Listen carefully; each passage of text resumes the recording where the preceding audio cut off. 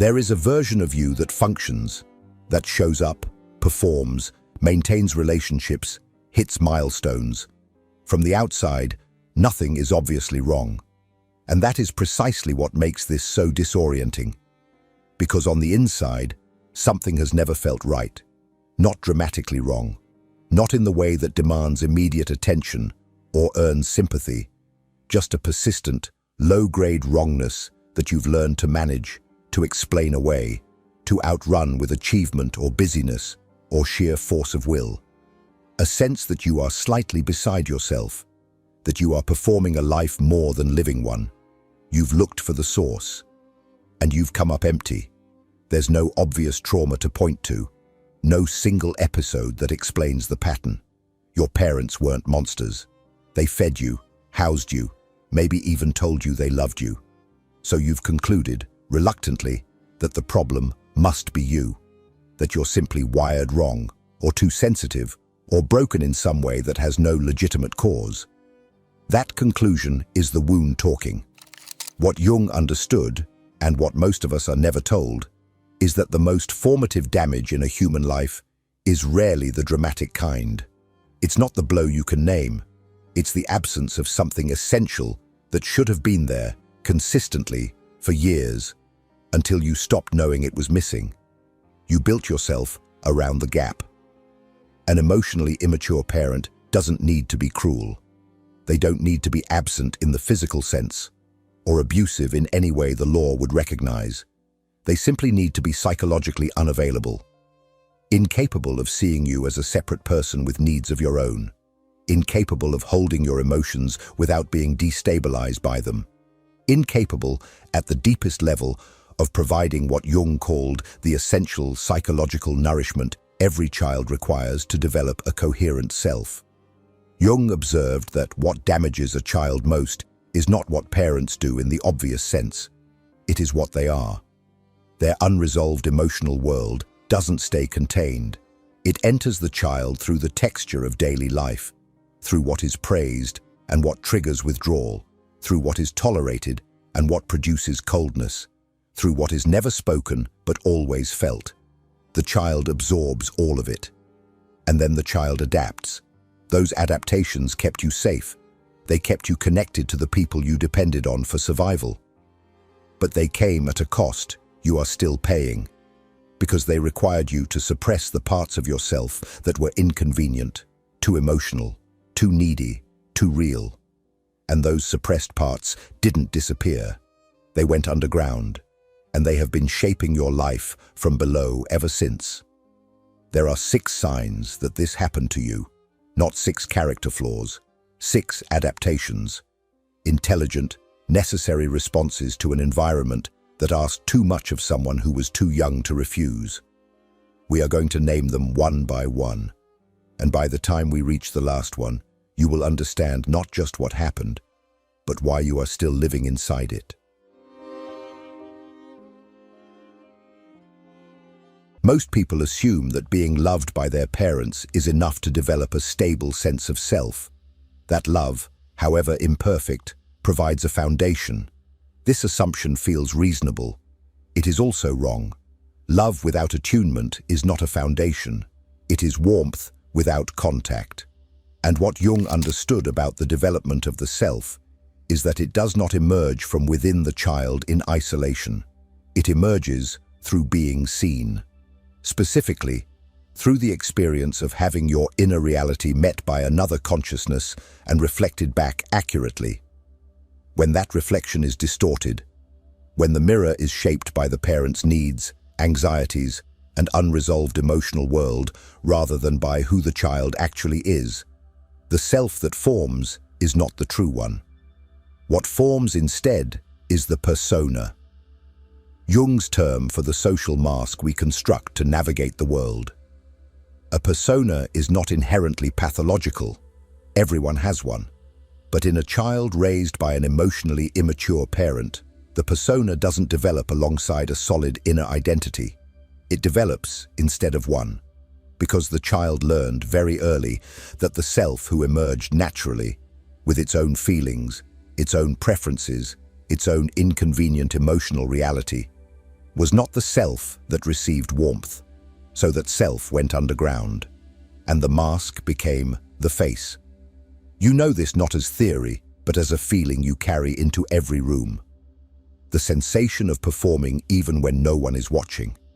The discomfort of being alone with yourself for too long. The way you unconsciously adjust your personality depending on who you're with. Not out of flexibility, but out of something closer to compulsion. And when someone asks what you actually want, what you genuinely feel, what you would choose if no one's reaction were at stake, there is a flicker of blankness that frightens you a little. Because the honest answer is that you don't always know. The most disorienting part is that this false self is often impressive, competent, agreeable, perceptive, socially calibrated. It earns praise. It succeeds. And every time it does, the gap between the mask and the person underneath widens, because the praise is landing on something that isn't quite you, and some part of you knows it. You remain a stranger to yourself at the exact moments you are most visible to others. This is sign 1. Not the absence of identity in obvious ways, but the sourcing of your sense of self. It does not come from within, from values, from felt preferences, from a stable interior that holds regardless of context. It comes from outside, from reactions, from approval, from the subtle feedback of how others respond to the version of you currently on display. Remove the audience, and something quietly destabilizes. Jung called the recovery from this individuation, the lifelong process of becoming who you actually are beneath what you were shaped to perform. But that process cannot begin until you see the mask clearly, until you recognize that what you've been calling your personality is largely a set of strategic adaptations, not your nature, your survival. The child who built that mask was not weak, they were precise, but precision in self-concealment has a cost. And the next sign will show you exactly where that cost has been accumulating, in the way you relate to your own needs, and the guilt that arrives the moment you dare to have them. If this content is making sense to you, click the subscribe button and subscribe to the channel. Thank you for your support. Most people who overgive believe they do it out of love, that their attentiveness to others is generosity, that their self-sacrifice is virtue, that the discomfort they feel when prioritizing themselves is simply the natural friction of being a decent person. This story is comfortable. It is also a cover. What Jung observed, and what the psychology of emotionally immature parenting makes viscerally clear, is that healthy development requires a specific direction of emotional flow. The parent is the container. The child is what gets held. This is not sentiment, it is structural. When a child is consistently received by a regulated adult, seen, soothed, taken seriously, they internalize that experience and gradually develop the capacity to regulate themselves. The nourishment moves downward, from the more developed psyche to the less developed one. In a household with an emotionally immature parent, that direction reverses.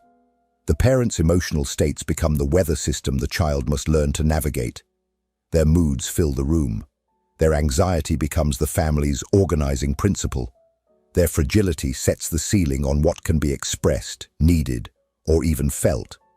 And the child, because children are exquisitely sensitive to what sustains connection with their caregivers, learns to monitor, to soothe, to manage, to make themselves smaller, so the adult can feel bigger, to suppress their own emotional reality so the parent's emotional reality can remain stable. This is sign 2. And it is not a personality trait. It is a survival strategy that outlived its usefulness. The adult residue is not subtle once you know where to look. You feel responsible for other people's emotional states in a way that is not chosen but compulsive. When someone near you is upset, your nervous system treats it as your emergency. Setting a limit produces guilt so disproportionate it feels like cruelty. Not because you've reasoned your way there, but because that equation was installed in you before you had language for it. your needs surface and immediately get reclassified as selfishness, not through reflection, through reflex. And underneath the chronic overgiving is something you rarely let yourself name. Exhaustion so deep it has become your baseline. The kind that sleep doesn't fix, because it is not the body that is depleted. It is the self that has been continuously poured out without ever being replenished. The same self that learned, in childhood, that being poured out was the price of being loved. Jung wrote that what harms children most profoundly is the unlived life of the parent, the emotional reality the parent could not face, and so, unconsciously, transferred to the child to carry. You did not agree to carry it, but you have been carrying it as though it were yours, as though your needs were the imposition and their needs were the baseline, as though the discomfort of others were your responsibility and your own discomfort were irrelevant. Here is the question worth sitting with. How much of what you call empathy is love, and how much of it is fear? Fear of the withdrawal that came when you were too much. Fear of the coldness that followed when you got it wrong. Fear that if you stop giving, you will stop being wanted. Because that fear has a shape, it has a sound, and in the next sign, you will hear it. In the way you have learned to feel ashamed, not just of what you do, but of what you feel. Everyone understands the concept of suppressing emotions. You feel something inconvenient, you push it down, you move on. Most people assume this is just discipline, the adult capacity to regulate impulse. What they miss is the difference between regulating an emotion and being ashamed of having it at all, between choosing not to express something and genuinely believing that feeling it makes you defective. That distinction is where sign 3 lives. Jung's concept of the shadow is among his most important and most misunderstood. The shadow is not simply the dark side of the personality. It is the repository of everything the psyche has been forced to disown. Not just impulses and destructive urges, but needs, emotions, and aspects of the self that were rejected by the environment early enough that they never got the chance to be integrated. They were exiled before they were even understood. In a child raised by an emotionally immature parent, the shadow forms under very specific conditions. The parent who cannot tolerate their own emotional complexity cannot tolerate the child's either. Anger makes them shut down or retaliate. Sadness makes them uncomfortable or dismissive. Neediness makes them withdraw. And so the child learns, not through instruction, but through repeated consequence, that certain internal experiences are dangerous, not just unspeakable, dangerous, the kind of thing that costs you love. So the child doesn't just stop expressing those emotions. They begin to feel ashamed of experiencing them. This is the sign. Not that you hide your anger, many people do that, but that when anger rises in you, your first response is not to manage it, but to judge yourself for having it. Not that you avoid showing vulnerability, but that vulnerability, even in private, produces a flush of something close to self-contempt. You feel too much, and simultaneously feel that feeling too much is proof of something wrong with you. You apologize for emotional states the way other people apologize for mistakes, as though your inner life is an inconvenience you keep inflicting on the world. The shadow doesn't disappear because it was rejected. Jung was emphatic about this. What gets pushed into the unconscious accumulates. It grows heavier and more distorted in the dark. And it finds indirect expression in the harshness of your inner critic, in the disproportionate shame that attaches to ordinary human experiences, in the way you can watch someone else cry and feel compassion while watching yourself cry and feel contempt. The cruelest part of this is the double bind it creates. You were shamed into suppressing your emotional reality, and now you carry that shame as though it were your own judgment rather than an inherited verdict. You mistake the voice of an emotionally immature parent, one who couldn't hold their own feelings, let alone yours, for the voice of truth about who you are. It is not truth. It is residue. But residue has gravity, and nowhere does that gravity pull harder than in the people you choose to love, and what you are willing to tolerate from them in exchange for not being left. That is where we are going next. If what you're hearing resonates with you, you'll find real value in my ebooks. Beyond the Shadow breaks down Jung's core ideas, while Dialogues with the Unconscious gives you a 30-day path to apply them in your life. Both are linked in the pinned comment. Most people who repeatedly end up in painful relationships believe, on some level, that they have bad luck, that they keep choosing the wrong people by accident, or that good partners are simply rare, or that their standards are too high, or not high enough. What they do not consider is that the pattern itself is the information. That what looks like misfortune from the outside is from the inside of the psyche, something far more precise. Jung called it the compulsion to repeat. And it is not a flaw in your judgment. It is your nervous system doing exactly what it was trained to do. Here is what happened. The emotionally immature parent did not offer love that was stable and unconditional. They offered love that was contingent on your behavior, your emotional temperature, your willingness to suppress the parts of yourself that made them uncomfortable. That contingency became your template, not because you chose it, but because it was the only love you knew during the years when your psyche was being constructed. It became the emotional signature of what intimacy feels like, and the nervous system, when it encounters something that matches that signature, registers it not as a warning, but as recognition, as familiarity, as something that feels, against all logic, like home. This is sign 4, and it shows up in ways that are not always obvious. It shows up in the partners you are drawn to, often emotionally unavailable, intermittently warm, subtly or overtly requiring you to manage yourself around their needs. It shows up in the ones who don't interest you, the stable, consistent, genuinely available ones who feel somehow flat, somehow lacking in urgency. It shows up in what you mistake for chemistry, the heightened alertness of being with someone whose approval is uncertain, whose moods require reading, whose affection must be earned and re-earned. You call it attraction. Your nervous system calls it normal. It shows up in what you tolerate, the slow erosion of your preferences, your boundaries, your sense of what is acceptable, not through dramatic coercion, but through the gradual accommodation you've always known how to perform. You seed ground incrementally, the way you learned to as a child, until one day you look up and realize you have organized your entire self around another person's comfort. And you stayed, because leaving has always felt more dangerous than shrinking. Jung described this as projection, the unconscious tendency to place onto another person the image of what we most deeply need.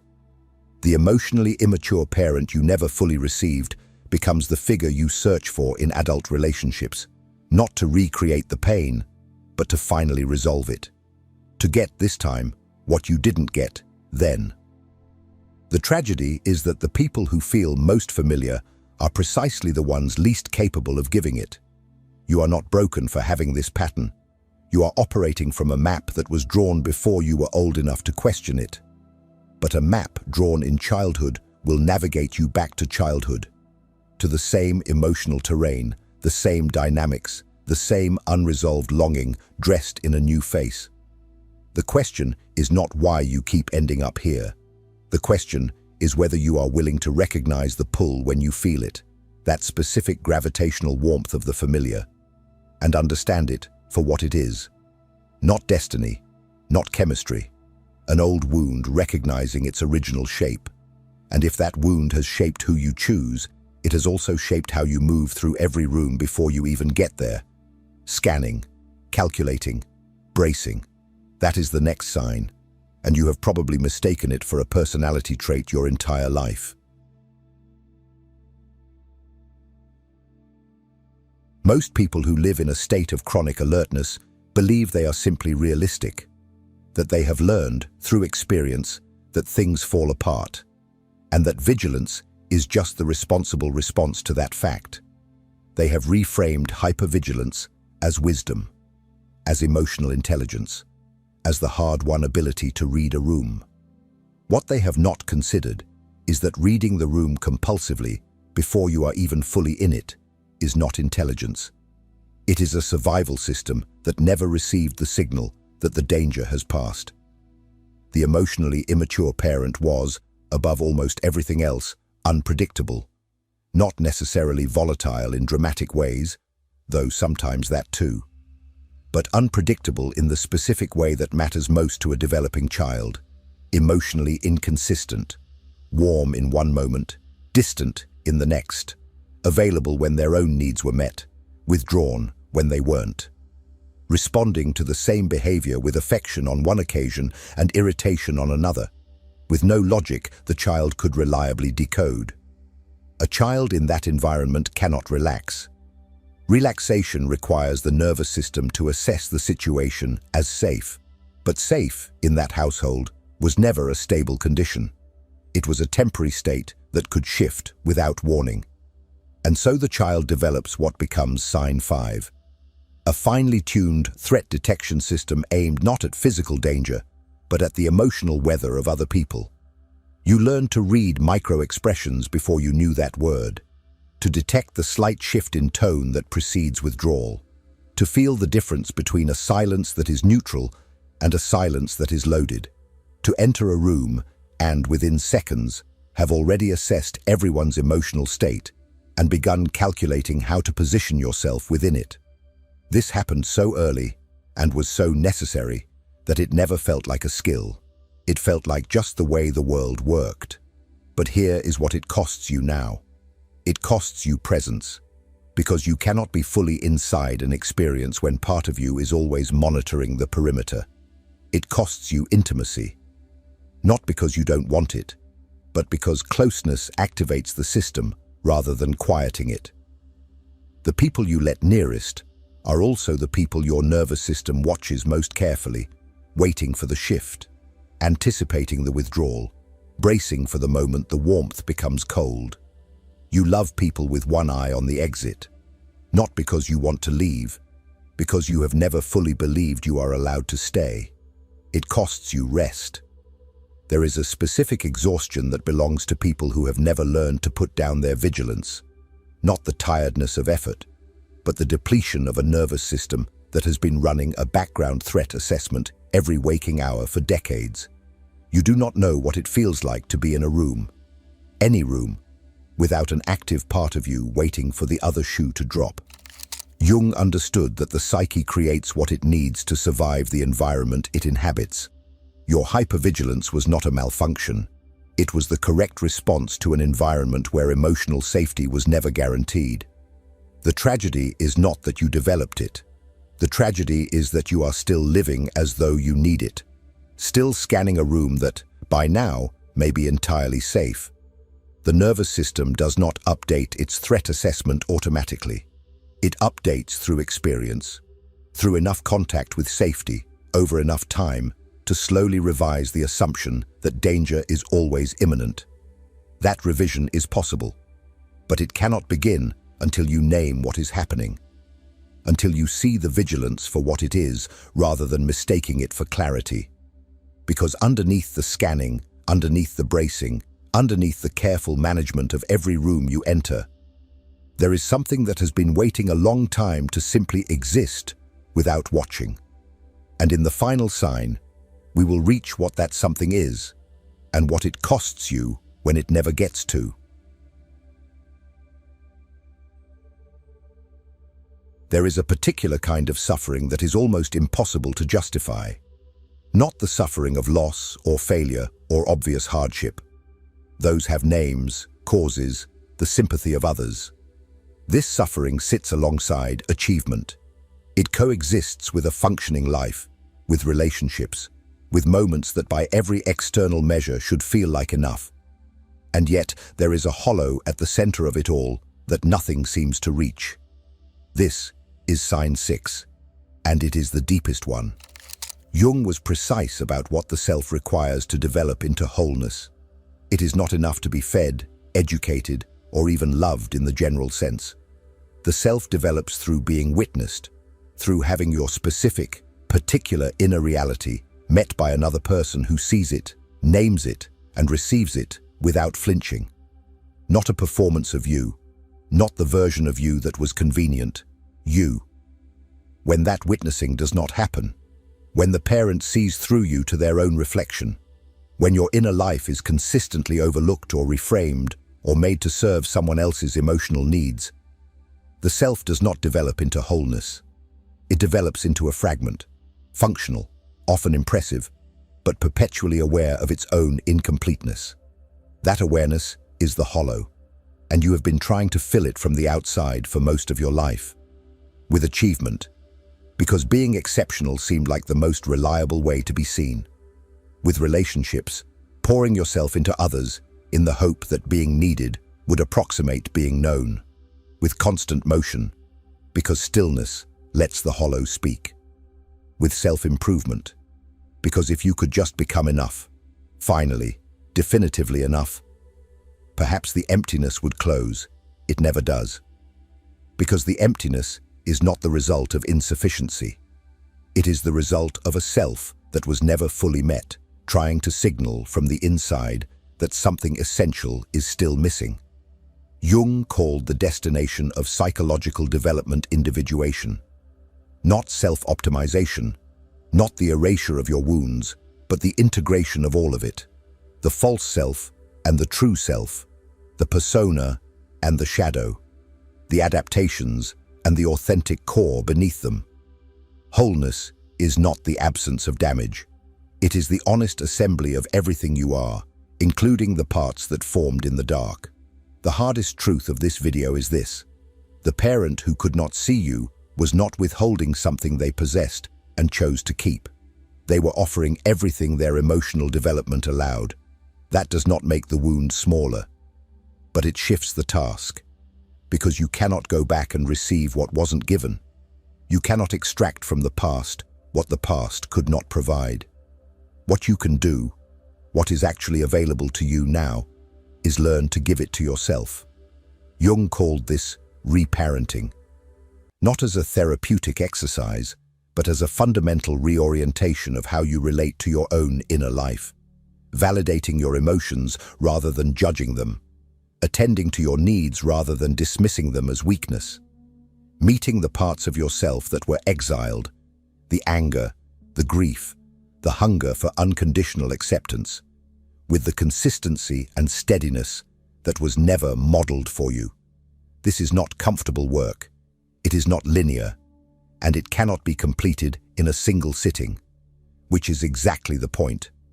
If something in this video landed, if you recognized yourself not in one sign, but in several, that recognition is not the end of anything. It is the beginning of a different relationship with yourself. Leave a comment with the sign that hit closest to home, and when you are ready to go deeper, the next video is already waiting. Not because you need more content, because the process that started here does not stop when the screen goes dark. It continues in you, and it has already begun.